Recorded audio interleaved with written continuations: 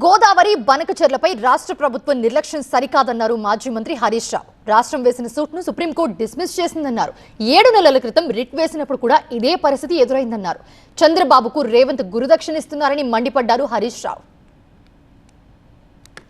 లోపభూయిష్టంగా కేసును ఫైల్ చేసి ఇవాళ ఆ కేసు నిలవకుండా కేసు కొట్టుడు పోయే విధంగా చేసినారు. సుప్రీంకోర్టు మొట్టికేయాలి. అసలు రాష్ట్ర ప్రభుత్వం ఎప్పుడన్నా వేసిన కేసులో లోపాలు ఉంటాయా?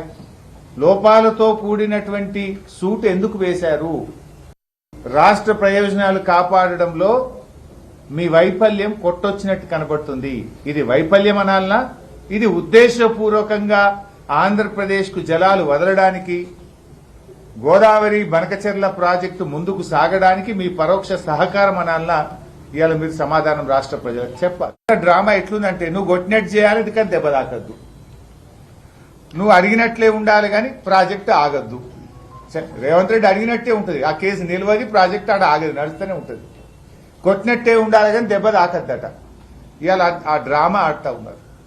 ఇవాళ రేవంత్ రెడ్డి తెలంగాణ ఉద్యమ ద్రోహే కాదు, ఇవాళ తెలంగాణ పాలిట ఒక జలద్రోహిగా కూడా మారిపోయినాడు.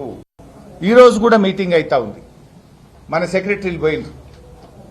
కేంద్ర ఇరిగేషన్ సెక్రటరీ కాంతారావు గారి దగ్గర ఇరిగేషన్ సెక్రటరీల మీటింగ్ ఇది అయితా ఉంది. కర్ణాటకలో 3 ముఖ్యమంత్రులు కూర్చొని సీక్రెట్ మీటింగ్ పెట్టారు.